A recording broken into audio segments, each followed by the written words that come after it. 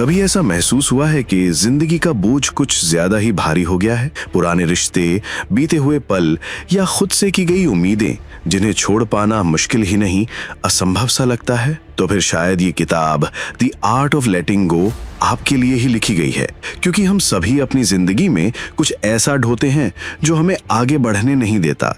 गलतियां, पछतावे या दूसरों की कही वो बातें जो दिल को चीर जाती हैं। निक ट्रेंटन, इस किताब के लेखक, एक बिहेवियर रिसर्चर और इमोशनल वेलनेस एक्सपर्ट हैं। उन्होंने वैज्ञानिक रिसर्च, व्यवहारिक मनोविज्ञान और अपने निजी अनुभवों के आधार पर यह किताब तैयार की है, ताकि हम सीख सकें कि कैसे हम अपने अंदर के उस शोर को शांत करें जो हमें बार बार अतीत में खींचती है।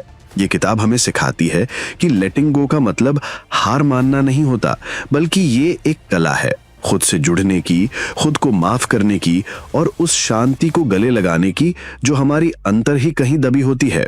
इस किताब में आपको मिलेंगी वो सरल लेकिन असरदार तकनीकें जो तनाव को खत्म करने में मदद करेंगी, खुद पर नियंत्रण वापस दिलाएंगी और आपको एक हल्का, मुक्त और ज्यादा शांतिपूर्ण जीवन जीने के लिए प्रेरित करेंगी।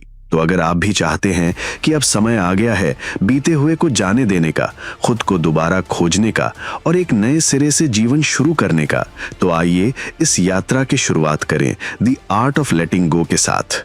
आप सुन रहे हैं एक ऐसी किताब जो आपके मन और आत्मा दोनों को छू जाएगी। तो चलिए अब हम उस पहले दरवाजे की ओर बढ़ते हैं जहां ये किताब हमें सिखाती है कैसे हम अपने अंदर के शोर को पहचानें और उस बोझ को छोड़ना शुरू करें जिसे हम जाने अनजाने में सालों से अपने साथ ढो रहे हैं।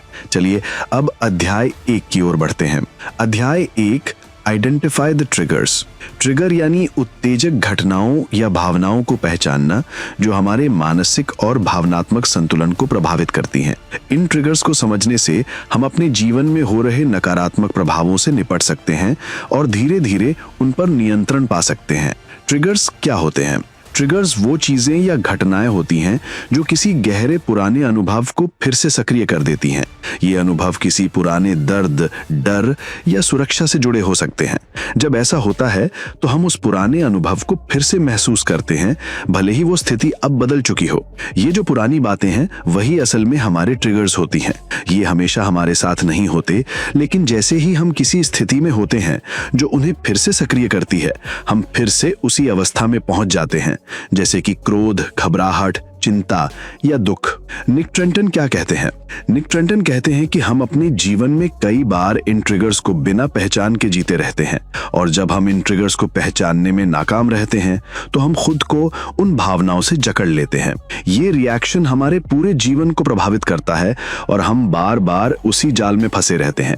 इसलिए जब हम किसी चीज से भागते हैं तो हम उस चीज को और मजबूत कर देते हैं। इसका मतलब है कि जो हम बचने की कोशिश करते हैं वही हमारी जिंदगी का हिस्सा बन जाता है। इसलिए ट्रिगर्स से भागने की बजाय हमें उन्हें समझना और उनका सामना करना जरूरी है। ये अध्याय हमें बताता है कि हमारी प्रतिक्रियाएं उन चीजों पर निर्भर करती हैं जिन्हें हम नहीं समझते। हम जितना ज्यादा इन ट्रिगर्स से अनजान रहते हैं उतना ही ये हमें अपनी जिंदगी के फैसले लेने में प्रभावित करता है। लेकिन जब हम इन ट्रिगर्स को पहचानने की कोशिश करते हैं तो हम खुद को इनसे मुक्त कर सकते हैं। ये प्रक्रिया कभी कभी हमें गहरे आत्मविश्लेषण और आत्मिक साहस की आवश्यकता देती है, ताकि हम पुरानी घटनाओं या ट्रॉमा को ढूंढ सकें और उन्हें हल कर सकें। ये कठिन रास्ता हो सकता है, लेकिन इसे अपनाकर हम खुद को एक नई शुरुआत दे सकते हैं। क्यों जरूरी है ट्रिगर्स को पहचानना? जब हम किसी भी चीज को पहचानते हैं तो उसे बदलने का पहला कदम उठा सकते हैं। जैसे कि हम यदि समझ पाते हैं कि कोई विशेष स्थिति या व्यक्ति हमारे अंदर एक पुराना डर या गुस्सा जगा रहा है, तो हम उस पर काम करना शुरू कर सकते हैं। हम ये भी जान सकते हैं कि हम क्यों एक खास स्थिति में बार बार एक जैसी भावना महसूस करते हैं। उदाहरण के तौर पर, अगर आपको हमेशा किसी ग्रुप में या सार्वजनिक रूप में बोलते वक्त डर लगता है, तो आप जान सकते हैं कि ये डर किसी पुरानी असफलता या आलोचना से जुड़ा हो सकता है। अब आप खुद से सवाल कर सकते हैं कि क्या ये डर अभी का है या ये किसी पुरानी घटना की प्रतिक्रिया है। लेटिंग गो का मतलब है अपनी पुरानी जंजीरों को तोड़ना। जब आप ट्रिगर्स को पहचानने में सक्षम होते हैं तो आप उन्हें छोड़ सकते हैं। ये स्वीकारने की प्रक्रिया है कि पुरानी बातें अब आपके वर्तमान जीवन को प्रभावित नहीं कर सकती अगर आप उन्हें अपने मन से बाहर निकालने की ताकत रखते हैं। निक ट्रेंटन बताते हैं कि आत्मिक शांति तब प्राप्त होती है जब हम अपनी भावनाओं को नियंत्रण में ले लेते हैं, ना कि वे हमारे ऊपर नियंत्रण कर पाती हैं। ट्रिगर्स को पहचानना और उनसे मुक्त होने का मतलब है कि हम अपने जीवन को खुद के हाथों में लेने का पहला कदम उठा रहे हैं। अब इसे अपने जीवन में कैसे लागू करें? पहला, ध्यान लगाना। अपने अंदर उठने वाली हर भावना और प्रतिक्रिया पर ध्यान दें। दूसरा, विश्लेषण करें। जब भी आप किसी स्थिति में महसूस करें कि कुछ गलत हो रहा है तो उस पर विचार करें कि क्यों ऐसा महसूस हो रहा है। तीसरा, पिछले अनुभवों को पहचानें।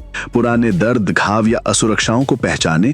यह आपको ये समझने में मदद करेगा कि वर्तमान में आपको जो भावनाएं आ रही हैं उनका वास्तविक कारण क्या है। चौथा, स्वीकृति। इसे स्वीकार करें कि ये ट्रिगर्स आपके अतीत से जुड़े हैं और अब इनसे बाहर निकलने का समय आ गया है। अब आपने देखा कि चैप्टर 1 सिर्फ एक घटना को पहचानने के बारे में नहीं है, बल्कि ये गहरी प्रक्रिया है जिसमें हमें अपने आत्मविश्वास और मानसिक शांति को फिर से स्थापित करने के लिए अपनी जिंदगी की दिशा बदलने की आवश्यकता होती है। चैप्टर 2, अपने लगाव यानी अटैचमेंट को पहचानना। इस अध्याय में निक ट्रेंटन हमें ये समझाते हैं कि हम जीवन में बहुत सारी चीजों और लोगों से किस तरह से जुड़ते हैं और ये लगाव हमारी मानसिक शांति और आंतरिक विकास में रुकावट कैसे डाल सकते हैं। जब हम अपनी चीजों, रिश्तों या विचारों से बहुत ज्यादा जुड़ जाते हैं तो हम उन चीजों पर अपना नियंत्रण खो देते हैं। ये लगाव न केवल हमें शारीरिक रूप से थका सकता है बल्कि मानसिक रूप से भी हमें जकड़े रखता है। इसलिए लेटिंग गो की प्रक्रिया में ये जरूरी है कि हम उन लगावों को पहचानें और समझें ताकि हम उन्हें छोड़ने में सक्षम हो सकें। अटैचमेंट क्या है? अटैचमेंट का मतलब होता है किसी व्यक्ति, चीज, विचार या परिस्थिति से मानसिक और भावनात्मक रूप से जुड़ाव। ये एक मानसिक स्थिति है जहां हम किसी खास चीज या व्यक्ति से अपनी खुशी और संतुष्टि का कारण जोड़ लेते हैं। जब हम किसी से या किसी चीज से अत्यधिक जुड़ जाते हैं तो उस पर निर्भर हो जाते हैं और उससे अलग होने पर दुख और खालीपन महसूस करते हैं। लगाव कैसे मानसिक शांति को प्रभावित करता है? हमारे जीवन में कई प्रकार के लगाव हो सकते हैं। पहला, रिश्तों से लगाव। जब हम किसी रिश्ते के साथ बहुत जुड़ जाते हैं तो हम उस रिश्ते से जुड़ी भावनाओं और अनुभवों को अपनी पहचान बना लेते हैं। यदि वो रिश्ता खत्म हो जाता है तो हमें गहरी पीड़ा होती है। दूसरा, वस्तुओं और संपत्ति से लगाव। हम अपने पास की चीजों जैसे घर, कार, गहनों या किसी और वस्तु से भावनात्मक रूप से जुड़ सकते हैं। यह हमारी मानसिक स्थिति पर बहुत प्रभाव डालता है और हम डरते हैं कि अगर हमें वो चीज खो देनी पड़ी तो हमारा जीवन अधूरा हो जाएगा। तीसरा, विचारों और विश्वासों से लगाव। हम अपनी सोच और विश्वासों से भी गहरे जोड़ सकते हैं। यह हमें दूसरों के दृष्टिकोण को समझने में मुश्किल पैदा कर सकता है क्योंकि हम अपने विचारों और विश्वासों को गलत साबित होते हुए नहीं देखना चाहते। निक ट्रेंटन कहते हैं कि हमारे इन लगावों से हमारी पहचान बन जाती है। जैसे ही हम इनसे अलग होते हैं हमें डर, दुख और असुरक्षा का सामना करना पड़ता है। यह हमारी मानसिक शांति को परेशान करता है और हमें आंतरिक संघर्ष में डाल देता है। लगाव से मुक्ति पाने की आवश्यकता क्यों है? जब हम किसी चीज से अत्यधिक जुड़ते हैं तो हम उस पर पूरी तरह निर्भर हो जाते हैं। यही निर्भरता हमें कमजोर बना देती है। अंततः हमें यह समझने की जरूरत होती है कि हमारी खुशी किसी बाहरी चीज या व्यक्ति पर निर्भर नहीं होनी चाहिए। हमें अपनी आंतरिक शांति और संतुलन को बनाए रखने के लिए इन लगावों से दूर जाना होता है। लेटिंग गो का मतलब है कि हम अपनी पहचान और खुशी को बाहरी चीजों या लोगों से मुक्त कर लें। हम किसी भी चीज या व्यक्ति को अपनी मानसिक शांति से जोड़ने के बजाय खुद को पूरी तरह से स्वतंत्र और खुशहाल महसूस करने के लिए तैयार हों। अपने अटैचमेंट्स को कैसे पहचानें? निक ट्रेंटन कहते हैं कि अपने अटैचमेंट को पहचानने के लिए हमें खुद से यह सवाल करना चाहिए, क्या मैं इस चीज, व्यक्ति या विचार से इतना जुड़ा हुआ हूं कि जब ये मुझसे दूर हो जाए तो मैं खुद को खो बैठूं? क्या मुझे हमेशा इस चीज या व्यक्ति की जरूरत है ताकि मैं खुश रह सकूं? क्या इस अटैचमेंट के बिना मेरी खुशी कम हो जाती है? जब हम इन सवालों का ईमानदारी से उत्तर देंगे तो हमें यह समझने में मदद मिलेगी कि हम किस चीज से सबसे ज्यादा जुड़ रहे हैं। और सबसे महत्वपूर्ण बात यह है कि हम अपने जीवन में उस चीज या व्यक्ति से जुड़ने के तरीके को बदल सकते हैं। कैसे अटैचमेंट्स को छोड़ें? निक ट्रेंटन ने इस अध्याय में कुछ तरीके दिए हैं जिनसे हम अपने अटैचमेंट्स को छोड़ सकते हैं। पहला, स्वीकार करना।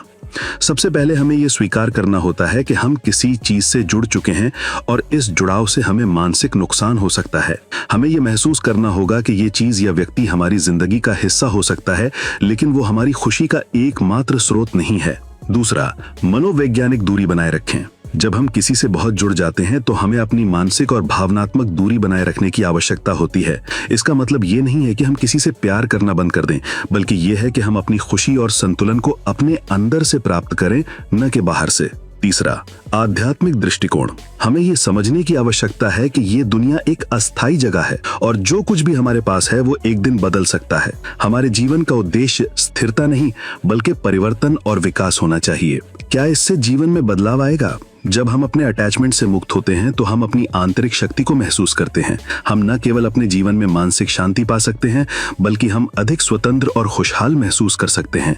हमारे भीतर एक नई ऊर्जा का संचार होता है और हम अपने जीवन को अधिक उद्देश्यपूर्ण और संतुष्टिपूर्ण तरीके से जी सकते हैं। चैप्टर 2 का मुख्य संदेश है कि हमें अपने अटैचमेंट्स को पहचानना और उन्हें छोड़ने की आवश्यकता है, ताकि हम अपनी आंतरिक शांति और स्वतंत्रता को पा सकें। जब हम अपने जीवन से इन भावनात्मक और मानसिक जुड़ावों को कम कर देते हैं तो हम अपने सच्चे रूप में जीने के सक्षम होते हैं। चैप्टर 3 है कंट्रोल छोड़ना। चैप्टर 3 का मुख्य संदेश है कंट्रोल छोड़ना। इस अध्याय में निक टेंटन बताते हैं कि जीवन को अच्छे से जीने और शांति प्राप्त करने के लिए हमें नियंत्रण की आदत को छोड़ना बहुत जरूरी है। इंसान स्वाभाविक रूप से अपनी जिंदगी को कंट्रोल करने की कोशिश करता है, लेकिन कभी कभी हम जितना ज्यादा कंट्रोल रखना चाहते हैं, उतना ही हम अपनी मानसिक शांति और आंतरिक सुख को खो देते हैं। इस अध्याय में ये समझाया गया है कि कभी कभी हमें जीवन की घटनाओं को जैसा कि वो हैं वैसे ही स्वीकार करना चाहिए और उन्हें अपने तरीके से नियंत्रित करने की कोशिश नहीं करनी चाहिए। जब हम अपनी जिंदगी में अत्यधिक नियंत्रण रखते हैं तो हम तनाव, चिंता और असंतोष का सामना करते हैं। यही कारण है कि हमें अपनी आंतरिक शक्ति को पहचानने के लिए बाहरी परिस्थितियों से नियंत्रण छोड़ना सीखना चाहिए। जीवन में नियंत्रण का क्या अर्थ है? नियंत्रण का मतलब होता है किसी चीज या परिस्थिति पर अपनी शक्ति और प्रभाव रखना। हम सभी चाहते हैं कि हमारी जिंदगी एक निश्चित दिशा में चले, हमारी नौकरी और वित्तीय स्थिति ठीक हो और हम हमेशा खुश रहें। लेकिन समस्या तब आती है जब हम उन चीजों पर ज्यादा ध्यान देने लगते हैं जिन्हें हम बदल नहीं सकते। हम सोचते हैं कि अगर हम सब कुछ सही ढंग से नियंत्रित करेंगे तो हमें सफलता, शांति और खुशी मिलेगी, लेकिन ऐसा अक्सर नहीं होता क्योंकि कई चीजें हमारे नियंत्रण से बाहर होती हैं। अगर हम हमेशा इन चीजों पर अपना नियंत्रण रखना चाहते हैं तो हम तनाव, चिंता और निराशा का सामना करते हैं। यही कारण है कि हमें अपनी आंतरिक शक्ति को पहचानने के लिए बाहरी परिस्थितियों से नियंत्रण छोड़ना सीखना चाहिए। जीवन में कंट्रोल छोड़ने से हमारी मानसिक शांति और आंतरिक सुख बढ़ता है। जब हम हर चीज पर अपना कंट्रोल छोड़ देते हैं तो हम उस चीज से जुड़ी चिंता और डर से मुक्त हो जाते हैं। हमें यह समझने की जरूरत है कि हर चीज के होने का अपना समय और तरीका होता है और हमें उस प्रक्रिया को स्वीकार करना होता है। कभी कभी हमें चीजों को उनके तरीके से होने देना चाहिए। इसका मतलब ये नहीं है कि हम आलसी हो जाएं या कोई प्रयास न करें, बल्कि इसका मतलब है कि हम अपनी कोशिशों को बिना किसी कड़ी उम्मीद या जरूरत के करें और परिणामों को स्वीकार करें। संसार में कुछ चीजें हमारी पहुंच से बाहर होती हैं और हमें उन चीजों पर नियंत्रण करने की बजाय अपनी ऊर्जा उन चीजों में लगानी चाहिए जिन्हें हम बदल सकते हैं। अपनी उम्मीदों और नियंत्रण को कम करने से हमें राहत मिलती है और हम मानसिक और भावनात्मक तौर पर अधिक मजबूत होते हैं। समर्पण, सुरेंडर का क्या मतलब है? सुरेंडर का मतलब है अस्वीकृति या करना, लेकिन इसका ये मतलब नहीं कि हम आत्मसमर्पण कर देते हैं। इसके बजाय ये एक मानसिक स्थिति है जहां हम जीवन के उन पहलुओं को स्वीकार करते हैं जिन्हें हम नियंत्रित नहीं कर सकते। समर्पण करने का मतलब है कि हम उन चीजों से रुक जाते हैं जिन्हें हम खुद बदलने की कोशिश करते हैं और हम उन चीजों को आत्मसंयम के साथ स्वीकार करते हैं। जब हम अपने नियंत्रण को छोड़ते हैं तो हम अपनी मानसिक स्थिति को मजबूत करते हैं और अपने अस्तित्व को बाहरी परिस्थितियों से स्वतंत्र कर लेते हैं। उदाहरण के तौर पर, अगर हमें कोई ऐसी परिस्थिति मिलती है जो हमारे अनुकूल नहीं है, तो हम उस पर जिद करके खुद को तकलीफ नहीं देंगे, बल्कि हम उसे स्वीकार करेंगे और आगे बढ़ेंगे। समर्पण करने से हम अपनी ऊर्जा उन चीजों में लगाते हैं जिन्हें हम बदल सकते हैं, जैसे कि अपनी सोच, दृष्टिकोण और कार्यों में सुधार करना। नियंत्रण छोड़ने से क्या लाभ होते हैं? निक टेंटन कहते हैं कि जब हम नियंत्रण छोड़ते हैं तो हमारे जीवन में कई सकारात्मक बदलाव आते हैं। एक, मानसिक शांति। जब हम चीजों को नियंत्रित करना छोड़ देते हैं तो हमारा मानसिक बोझ हल्का हो जाता है। हम अपनी आंतरिक शांति महसूस करते हैं और तनाव को कम कर पाते हैं। 2, भावनात्मक स्वतंत्रता। हम अपने डर, चिंता और असुरक्षा से मुक्त हो जाते हैं क्योंकि हम जानते हैं कि हर चीज के लिए समय होता है और जो हमारे नियंत्रण में नहीं है हम उसे बिना तनाव के स्वीकार कर सकते हैं। 3, आध्यात्मिक वृद्धि। समर्पण करने से आध्यात्मिकता में वृद्धि होती है क्योंकि हम अपने आप को जीवन की बहती धारा के साथ बहने देते हैं। हम स्वीकार करते हैं कि हमारे जीवन में जो कुछ भी घटित होता है वो हमारे सर्वोत्तम विकास के लिए होता है। 4, रचनात्मकता और विकास। जब हम जीवन के पहलुओं को छोड़ देते हैं और स्वाभाविक रूप से जीते हैं तो हमारे अंदर नए विचार और रचनात्मकता का विकास होता है। हम अपने वास्तविक उद्देश्य की ओर बढ़ते हैं और ये हमें सफलता की दिशा में मदद करता है। जीवन को नियंत्रित करने के बजाय इसे कैसे स्वीकार करें? निक ट्रेंटन हमें ये सिखाते हैं कि हमें जीवन को नियंत्रित करने के बजाय इसे स्वीकार करना चाहिए। इसे करने के लिए कुछ प्रभावी तरीके हैं। 1, मनोवैज्ञानिक दूरी बनाए रखें। जब कोई कठिन परिस्थिति आए तो खुद को थोड़ी दूरी से देखें। ये मानसिक रूप से आपको शांत रखने में मदद करेगा। 2, जिंदगी को एक यात्रा के रूप में देखें। जीवन में आने वाली कठिनाइयों को एक यात्रा का हिस्सा माने। हर अनुभव से कुछ सीखने को मिल सकता है और ये हमारे मानसिक विकास का हिस्सा है। 3, स्वीकृति का अभ्यास करें। जीवन के उन पहलुओं को स्वीकार करें जिन्हें हम बदल नहीं सकते। इसे करने से हमें शांति मिलती है। 4, आत्मविश्वास और साहस बढ़ाएं। अपने भीतर विश्वास रखें और जीवन के उतार चढ़ाव को बिना भय के स्वीकार करें। जीवन में नियंत्रण छोड़ने से कैसे शांति और संतुलन मिलता है? जैसे ही हम नियंत्रण छोड़ते हैं हमारी सोच में एक आंतरिक शांति का अनुभव होता है। हमें ये एहसास होता है कि हम सिर्फ अपनी क्रियाओं और दृष्टिकोण को नियंत्रित कर सकते हैं, लेकिन बाहरी घटनाओं पर कोई भी नियंत्रण नहीं है। जब हम इस सच्चाई को स्वीकार करते हैं तो हम मानसिक रूप से मजबूत और खुश रहते हैं। सच्ची शांति तब मिलती है जब हम स्वीकार करते हैं कि जीवन खुद को सही दिशा में ले जाएगा और हमें उसे समझने का और अनुभव करने का अवसर मिलता है। अध्याय में निक ट्रेंटन ने हमें यह सिखाया कि जीवन को नियंत्रित करने के बजाय हमें उसे स्वीकार करना चाहिए। जब हम अपने नियंत्रण को छोड़ देते हैं और चीजों को उनके तरीके से होने देते हैं तो हमें आंतरिक शांति, मानसिक संतुलन और खुशहाली मिलती है। हमारे नियंत्रण छोड़ने से हम अपने जीवन में और अधिक स्वतंत्रता महसूस करते हैं और यही हमें सच्ची मानसिक शांति की ओर ले जाता है। चैप्टर 4, पीड़ित बनना बंद करें। क्या आप अक्सर ऐसा महसूस करते हैं कि आपके साथ ही जीवन में सब कुछ गलत हो रहा है, कि परिस्थितियां, लोग और किस्मत सब आपके खिलाफ हैं? अगर हाँ, तो शायद आप विक्टिम माइंडसेट यानी पीड़ित मानसिकता में जी रहे हैं और यही सोच आपकी जीवन की सबसे बड़ी रुकावट बन चुकी है। इस अध्याय में निक ट्रेंटन हमें झकझोरते हैं। वे हमें आईना दिखाते हैं कि जब तक हम खुद को बेचारा मानते रहेंगे तब तक हम कभी आजाद नहीं हो सकते। विक्टिम माइंडसेट क्या होती है? विक्टिम माइंडसेट यानी मैं कुछ नहीं कर सकता, मेरे साथ ही ऐसा क्यों होता है, सब मेरी किस्मत की गलती है, दूसरे बदलेंगे तभी मेरा जीवन सुधरेगा जैसी सोच।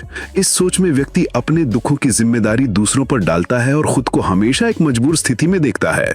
निक ट्रेंटन बताते हैं कि पीड़ित मानसिकता एक ऐसी जेल है जिसमें ताले बाहर से नहीं बल्कि भीतर से लगे हुए हैं।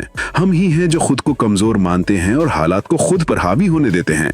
ये मानसिकता कहां से आती है? विक्टिम माइंडसेट अक्सर बचपन के अनुभवों, असफलताओं, बार बार ठुकराए जाने या दुखद घटनाओं से पैदा होती है। हम जब बार बार चोट खाते हैं तो एक पॉइंट के बाद हम मान लेते हैं कि मैं कुछ नहीं कर सकता।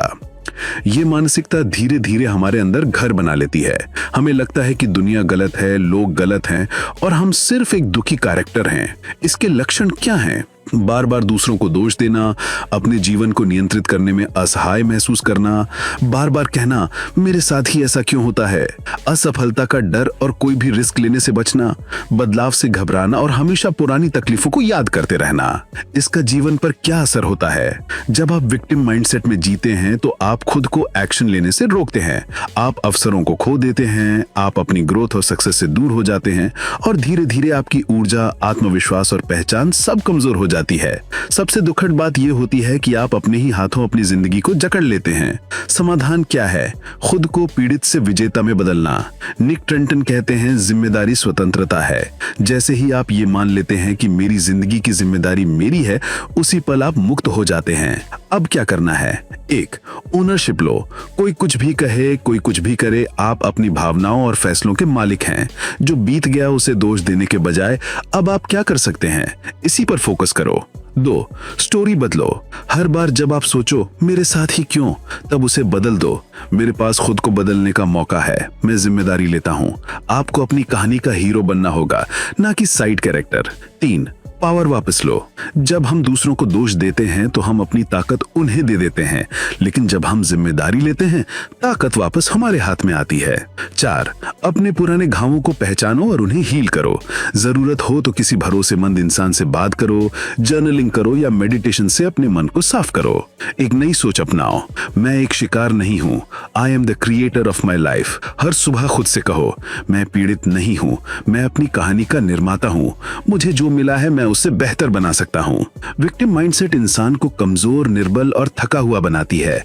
जब तक आप दूसरों को दोष देते होगे, आप कभी फ्री नहीं हो सकते। जिम्मेदारी लेना ही आजादी है। आप खुद अपनी कहानी के निर्माता हो, तो उसे वैसा ही लिखो जैसा आप चाहते हो। कभी किसी ने कहा था, हम सबके जीवन में दर्द होता है, पर सफरिंग एक चॉइस है। जब तुम जिम्मेदारी लेने लगते हो तो हालात तुम्हारे गुलाम बन जाते हैं। आज अगर तुमने ठान लिया कि अब और नहीं, अब मैं खुद को बदलूंगा, तो समझो तुम्हारा नया जीवन शुरू हो चुका है। अब फैसला तुम्हारा है, पीड़ित बने रहना है या विजेता बनना है। चैप्टर 5, क्लोजर एक भ्रम है। क्या कभी किसी अधूरी कहानी ने तुम्हें सोने नहीं दिया? हम सब अपनी जिंदगी में किसी न किसी मोड़ पर ऐसी स्थिति से गुजरे हैं जहां हम जवाब चाहते हैं, एक सफाई, एक माफी, एक आखिरी बार, एक क्लोजर।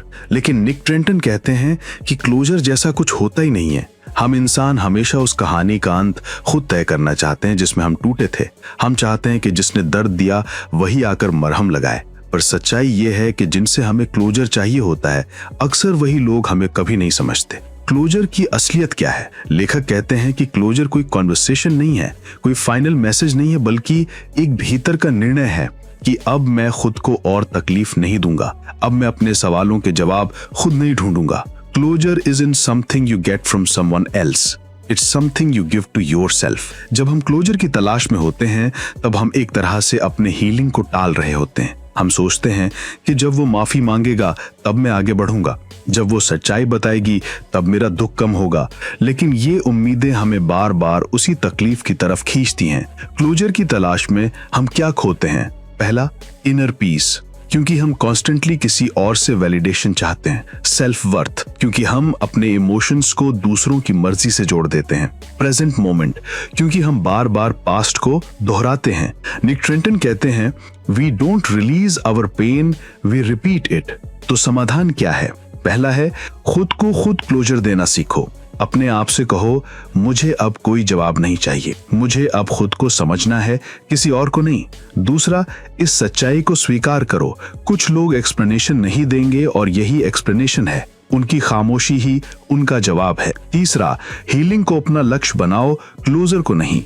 हीलिंग भीतर से होती है जब हम खुद से ईमानदारी से जुड़ते हैं, जब हम खुद को टूटे हुए रूप में भी प्यार करना सीखते हैं। क्लोजर बाहर से नहीं आता, वो उस दिन आता है जब तुम खुद से कहते हो, अब बहुत हो गया, अब मैं अपनी आजादी चाहता हूं, अब मैं अपने जख्म खुद भरूंगा, अब मैं खुद को माफ करता हूं।